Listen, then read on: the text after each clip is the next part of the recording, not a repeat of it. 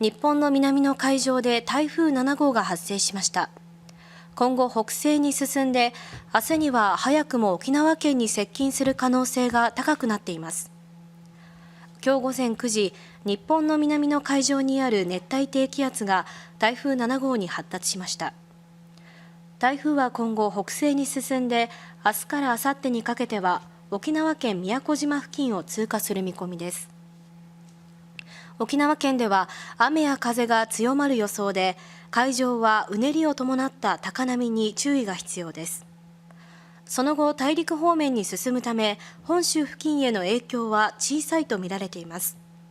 今年は5月までの台風の発生がありませんでしたが、6月以降は次々と発生していて、今月は早くも平年を上回る5つ目の台風となります。